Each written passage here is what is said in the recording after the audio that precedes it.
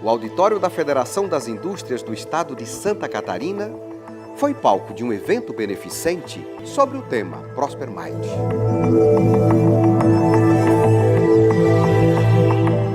O palestrante do evento foi o especialista em negociação corporativa, Renato Hirata, que falou sobre como a mente próspera pode trazer bons resultados para os negócios.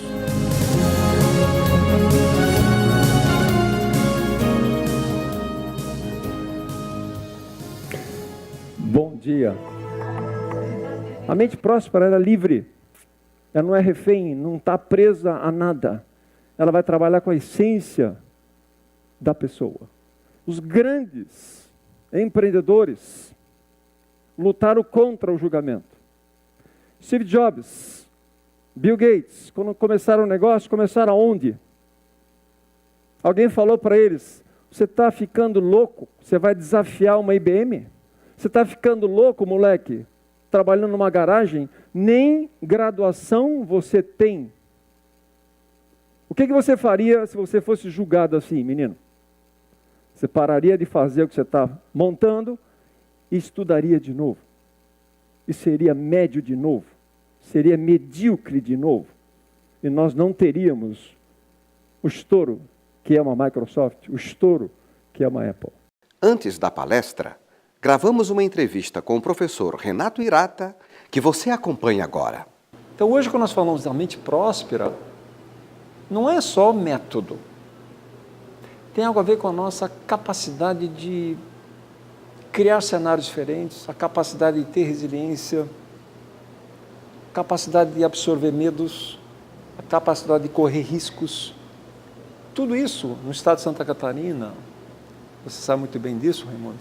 Temos aqui hoje no estado um estado que cria empreendedores do nada. Pessoas que saem de uma garagem e criam impérios mundiais. Pessoas que saem de uma máquina de costura para criar uma grife mundial. Então isso aí tem um modelo aqui. Então quando você entrevista às vezes um empreendedor, você pergunta as coisas para ele, mas ele muitas vezes não sabe responder qual foi o modelo. Eu sou ao contrário. Então eu estudei os empreendedores e verifiquei qual é o modelo. Então eu ensino o modelo. E qual o modelo que traz prosperidade? Então a primeira coisa eu falei para você, o empreendedor tem que ter paixão pelo que faz. Então, quando você descobre isso, você fica alinhado com a tua missão de vida. E quando você fala em missão de vida, alguém deu a missão. Quem é que deu essa missão? E aí não tem como não conectar com a força superior. Porque não foi teu pai que deu essa missão para você, nem meu pai. Quem é que deu essa missão? Então, quem é que deu? Tem alguém maior que nós para dar essa missão. Então, tem uma conexão com a força superior. Então, quando a gente está trazendo o nosso talento para a vida, a gente está conectado com essa força. Que você pode chamar de Deus, eu posso chamar de força superior, ou qualquer outra força que traga isso. Então, agora você está protegido. Não precisa de religião para entender muito isso aí. É só ficar alinhado com a tua missão de vida, com o teu propósito de vida. Então, quando o empreendedor está nesse trabalho, a ciência explica que tem um processo mental chamado flow, ou fluxo. Então, o que é um flow? É uma capacidade mental de você determinar um foco, objetivo enorme. Para alcançar aquele objetivo, eu tenho que ter uma disciplina. Foco, disciplina, foco, disciplina. Quando você está alinhado, você cria uma conexão chamada positividade. Então, foco, disciplina, ou positividade ou esperança, essa tríade gera um resultado fora do comum. A maioria das pessoas tem uma enorme dificuldade em definir exatamente esse foco. Exato. Que você pode chamar de objetivo, outros chamam de sonhos. Uhum. Quer dizer, como uma pessoa pode desenvolver essa habilidade de eleger um foco, um objetivo ou um sonho pelo qual vale a pena ele lutar? Essa é uma pergunta que o Prosper Mind trabalha bastante. Qual é o propósito de vida? Não é meta. Propósito de vida é algo além da vida. E qual é a diferença entre propósito e meta? A meta você alcança na tua vida. O propósito fica depois da vida. O propósito é um legado que você deixa para a imortalidade. Eu tenho um propósito de vida, que é assim, gosto muito de dinheiro e eu gosto de ensinar as pessoas a ganharem dinheiro. Certo? Então, qual é o meu legado? É ensinar as pessoas a serem mais prósperas. Esse é o propósito de vida. Então, se eu conseguir fazer isso antes que eu morra, eu vou morrer feliz. Quer dizer, eu vou conseguir traduzir tudo aquilo que eu estudei, tudo aquilo que eu pratiquei, tudo aquilo que eu sofri também, porque a gente aprende com sofrimento, com dor, para que as pessoas entendam o que é realmente felicidade. Porque felicidade parece assim, puxa vida, se eu alcanço a meta, será que eu sou feliz? Muitas vezes você não é feliz. Muitas vezes quando você ganha $1 milhão, você não é feliz. Às vezes você é mais feliz quando ganha menos, porque você tem harmonia familiar, você tem saúde, você tem paz espiritual. Então, esse é o meu legado. Então, descobrir isso aqui não é assim também, Raimundo, não é estalou o dedo e você até porque, descobre. professor, não é uma receita pronta Não para é a uma receita felicidade. pronta, exatamente. Porque são diversos fatores que determinam o êxito, a Isso. felicidade ou a conquista de determinadas metas. Que fatores o senhor elegeu como importantes, como prioritários, para que uma pessoa possa desenvolver um projeto bem-sucedido? Bom, então você fala de sonhos, né? Então no Prosper Money tem 3 letrinhas que é o ser, né? Ser próspero. Sonhar, não adianta você só sonhar, você tem que executar e tem que revisar. Então ser, sonhar, executar, revisar. Quando esse ciclo começa a ficar uma rotina para você, você aumenta o teu sonho. Então tudo começa com um pequeno sonho, para que você comece a entender a competência que você tem para executar, revisar. Por que você tem que revisar? Porque às vezes aquele sonho não era bem aquele. Então, quando você aumenta esse ciclo, o sonho começa a ficar gigantesco. E agora você aumentou a tua competência de realização. Então, esse é um método que a gente usa, eu uso no meu dia a dia. Tá? Então, meu sonho é muito grande, tanto é que é o tema do livro deles, é um sonho grande. Então, para que isso aconteça, a gente tem que, agora, colocar os 8 P's funcionando, essa dinâmica, propósito, promessa, ou seja, não adianta eu ter propósito se eu não prometer que eu vou realizar aquilo lá. Promessa para quem? Para quem você quer prometer? Então, de novo, você faz uma conexão com algo maior que você. Prontidão é outro P. Ou seja, eu tenho que ter todo o processo de decisão que eu vá ter na minha empresa, no meu dia a dia, tem que ter um alinhamento de congruência. Tem que ter congruência em tudo. Ou seja, poxa, por que eu demito pessoas hoje? Então, se eu consigo explicar a demissão, eu nunca vou ter problemas na mente. Porque eu vou estar sempre em paz com o que eu decidi. Mas quem quer prosperar, pense em admitir, não demitir. Muitas vezes você demite por incompetência, né? Muitas vezes você não demite, você demite pessoas, não porque você não está crescendo. Eu posso crescer e demitir pessoas e readmitir pessoas, né? E aí você começa a alinhar esses 8 P's e chega no final de todo o ciclo, que é a revisão, é paz. Paz interior. Então, quando você tem paz interior, não é $1 bilhão que vai fazer diferença para você. Você está em paz com Carl Jung, um grande psicanalista suíço que eu estudei bastante, fala muito da nossa sombra. As igrejas transformam isso como demônio. Eu consigo colocar isso como uma força que parece que te leva para algo que você não quer, e a luz te leva para algo que quer. Então, quando você tem uma negociação entre luz e sombra, você está em paz consigo mesmo. Isso é felicidade. Você está acompanhando a entrevista com o professor Renato Hirata, que esteve aqui em Florianópolis, participando de um evento beneficente sobre o tema Mente Próspera. Eu sou formado em hipnose ericksoniana, é uma terapia profunda, e eu tive que entender como é que funciona o que está por trás do consciente, chamado subconsciente lá. E quando você começa a varrer esse território que é ilimitado, ou você descobre grandes restrições que as pessoas têm, ou grandes potenciais que as pessoas não sabem que tem lá. Então, a partir da terapia que eu fui estudar, eu fui começar a entender que eu tinha alguns potenciais que estavam ali, existiam, mas eu nunca tinha trabalhado com eles. Então, quando eu passei pelo processo como cliente, como paciente, o meu terapeuta mexeu nisso, para ser o que eu sou hoje. Então, isso me deu tanta vontade de estudar mais o tema, eu era antes paciente, agora virei terapeuta, para que eu pudesse ajudar também as pessoas. Então, ali, eu fui entender o conceito de mente mesmo, algo que está muito submerso. Quando nós falamos em mente, tem alguma coisa que está consciente, algo que está subconsciente e algo que está superconsciente. Então, tem 3 níveis de mentes, né? Então, quando você fala na mente consciente, a gente está agora aqui, a mente consciente está conversando com você. Através de uma pergunta que eu te faça, você pode acessar a tua mente subconsciente, né? Tranquilamente. Muitas vezes, essa relação ela é gerenciada por uma mente maior que nós, chamada superconsciente. Então, isso é o que a gente chama de espiritualidade. Então tem esses 3 níveis, eles interagem com o nosso comportamento. O nível do superconsciente é um nível pelo qual nós não temos controle. Nós não temos gestão sobre ele. O que isso tem a ver com prosperidade? O que isso tem a ver com o nosso negócio, com a nossa palestra aí? O cenário de incerteza, o cenário de instabilidade não depende de nós. O dia de amanhã não depende de nós. O que vai acontecer com a tua vida amanhã, com a minha vida amanhã, não depende de nós, depende do superconsciente. Então, quando a gente sabe lidar com isso, a gente tem que abandonar esse controle do superconsciente, que a gente não tem esse controle. Então, as pessoas que ficam estressadas demais, é porque elas estressam porque querem dominar o superconsciente. Impossível. Então, um estresse bobo, à toa. Então, você vê, hoje, no livro, eu abordo muito que vivemos na época do Prozac. Sabe o que é o Prozac? As indústrias farmacêuticas ganham trilhões de dólares no mundo por causa da nossa ansiedade. Ansiedade pela pressão da sociedade, ansiedade pela pressão do nosso chefe, ansiedade pela pressão do risco do negócio. A gente não sabe como lidar isso e toma uma pílula, achando que a pílula resolve o problema da incerteza. Então a espiritualidade, o Deus, entra exatamente nesse momento, nesse cenário pelo qual nós não temos poder nenhum. O que nós podemos fazer para isso aí? É fazer a conexão. Faça a sua conexão da sua forma para que você estabilize a tua ansiedade. É só assim que você consegue lidar com essa o que eu diria para você? Querer controlar o incontrolável. Isto é ansiedade.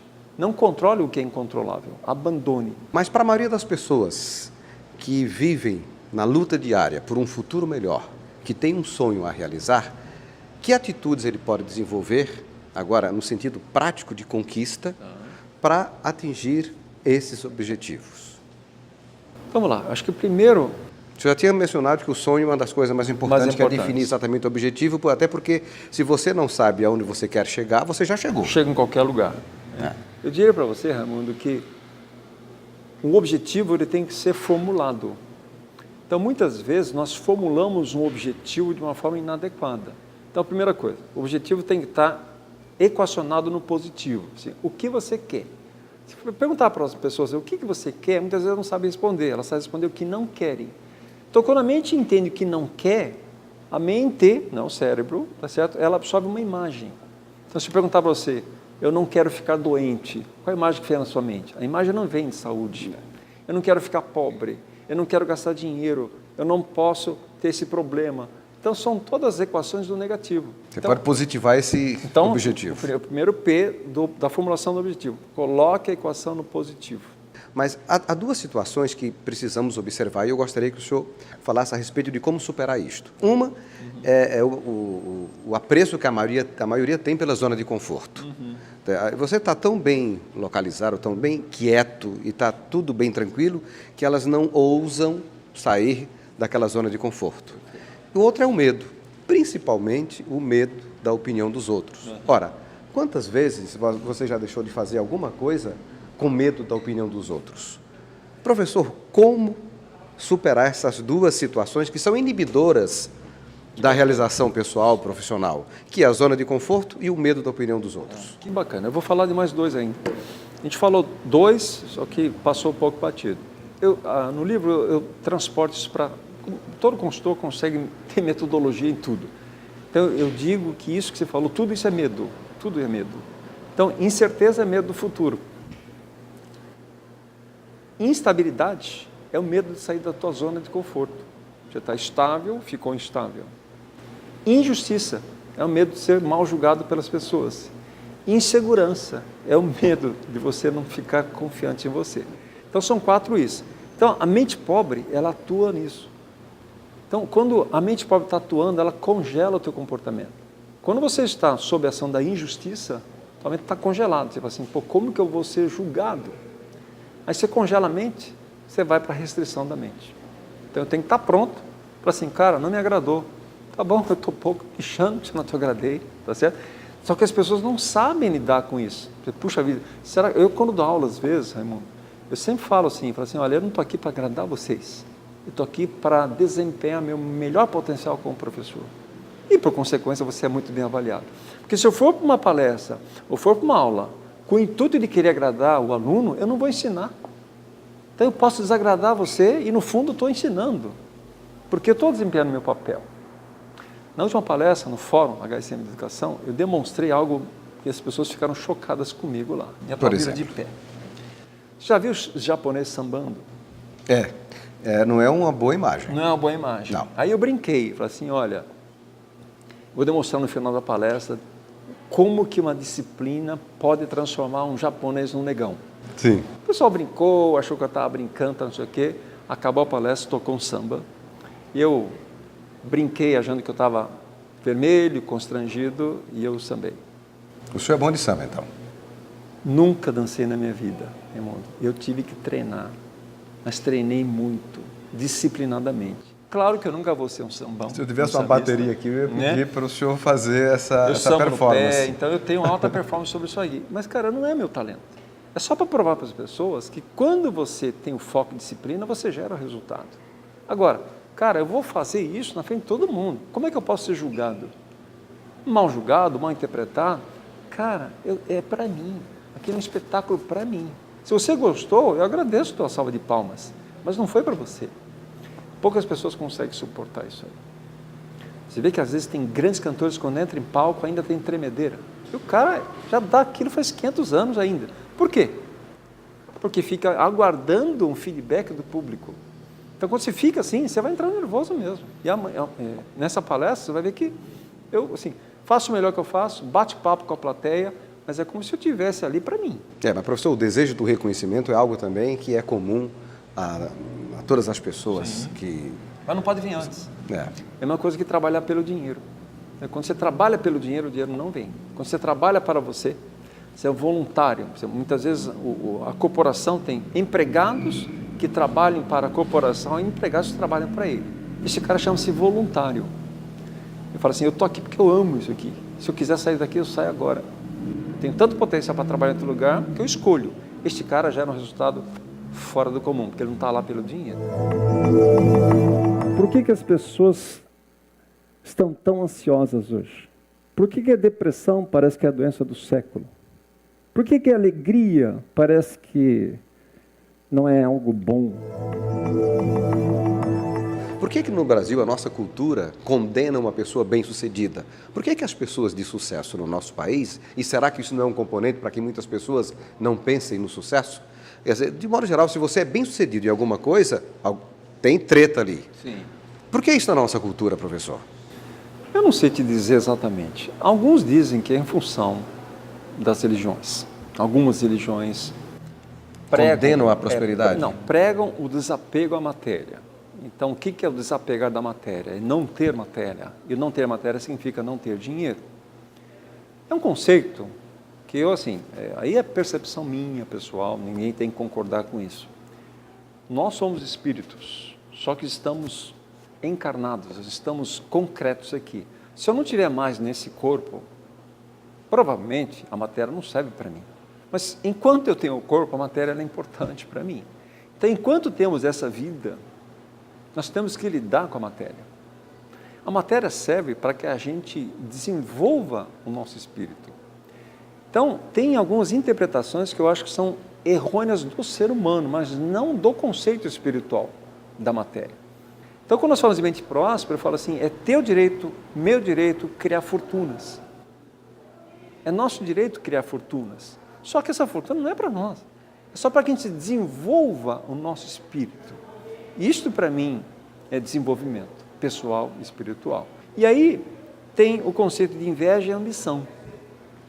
Inveja é um comportamento que eu preciso ter o teu.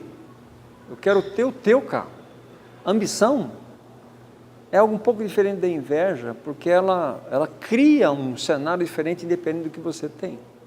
Então as pessoas muitas vezes criticam quem é ambicioso e quem tem inveja também. Agora, ambição a gente tem que ter. Se você não tiver ambição, você não cresce na vida. Agora, essa palavra, às vezes, em algumas crenças religiosas, não são boas palavras. Mas eu penso que a inveja não é boa em nenhuma circunstância. A ambição eu julgo interessante. Não. Mas não é um sentimento pobre, sim, a inveja? É mente pobre. E como ela não consegue ter o dela, ela tem que ter o do outro. E aí tem uma coisa importante que você falou. Para que serve o projeto da prosperidade? Você pode eliminar crimes quando as pessoas são prósperas. Os casais ficam mais harmônicos quando a mente é próspera. Os times das empresas ficam mais sinergizados, constroem melhores times. As empresas ficam atendendo melhor os clientes quando estamos prósperos. Então, o projeto da mente próspera não é só a questão da abundância do dinheiro, é fazer com que a gente viva um pouco melhor. Você vai reduzir crime, porque as pessoas não precisam ter mais inveja. Por que eu tenho que tirar o teu se eu consigo ter o meu? Então, é o mais profundo que a gente possa imaginar quando a gente fala de prosperidade. E não tem nada a ver com autoajuda. Mas eu penso que autoajuda é uma linha de atuação de alguns profissionais que tem trazido benefícios. Porque, veja só, como é que você pode alimentar a mente de prosperidade? Através de quê? Eu penso que de duas maneiras, ou você lendo ou você ouvindo. Sim. Agora, como é que você considera esse trabalho, que você lê um livro onde ele traz incentivos de prosperidade, ou você escuta um palestrante falar sobre como você deve ser bem-sucedido, por que isso tem uma conotação tão negativa na nossa cultura? Bom, assim como em todas as áreas, tem autores que não fundamentam nenhuma teoria. O cara tira do chapéu e começa a escrever, quem sabe alguém lê e dá certo. Esses caras eu critico muito, sim. Tá? Então, quando eu escrevo um livro, eu coloco o nome dos autores, eu pego de onde eu tirei aquela pesquisa, então eu fundamento uma teoria. Então, quando você fundamenta uma teoria, essa teoria não é minha, tá certo? Só que qual foi a minha capacidade como autor? De somar as teorias e dar outra teoria, dar uma versão diferente para a teoria. Mas, cara, a gente tem que dar o nome das pessoas que construíram aquilo, que criaram aquele negócio lá. Então, muitos autores de autoajuda colocam coisas que estão fundamentadas em nada. Às vezes, nem ele usa aquilo que ele escreveu. Então, eu tomo muito cuidado quando eu escrevo e quando eu falo algumas coisas. Você quer que eu prove para você que eu consigo dançar samba? Você quer que eu prove para você que eu consigo hipnotizar você? Cara, eu tive que disciplinar isso aí. Então, muita coisa do que eu faço hoje eu pratico. Então, isso não é autoajuda. É ciência mesmo, tá certo? Em prol de um resultado que você queira ter. Então, isso é toda a linha da consultoria, da Hirata Consultoria, quando a gente fala de negociação, é toda a teoria que você pega em grandes escolas e transforma isso em um resultado para o Brasil. Eu não vou pegar uma teoria que funciona na Europa para cá. É outra cultura. É outra cultura. Outra circunstância. Então, aí você pode falar assim, pô, o cara escreve lá, acha que vai dar certo lá. Dá certo lá, aqui não vai dar certo. Então, eu tenho hoje como princípio sempre testar alguma coisa antes de colocar no mercado. Então, eu não digo para você que isso é autoajuda, não. O que eu escrevo é fundamentado nas maiores ciências. Professor, como as pessoas podem acessar os treinamentos, palestras e os seus livros que queiram lhe contratar? Ok, é só ligar para 011-3399-4818 ou entrando pelo site www.hirataconsultores.com.br. Professor, muito obrigado pela sua participação no programa Estado de Excelência. E Raimundo, eu só gostaria de finalizar essa bela entrevista que você teve comigo. Obrigado pela oportunidade. E o projeto ProsperMind, na realidade, claro que o resultado é a prosperidade financeira, mas, no entanto, é para que a gente possa criar um povo diferente, possa criar uma cultura onde a gente consiga ultrapassar limites, consiga criar uma sociedade um pouco mais justa, uma sociedade onde a gente consiga valorizar talentos, uma sociedade onde a gente consiga realmente investir na criatividade que o povo brasileiro tem.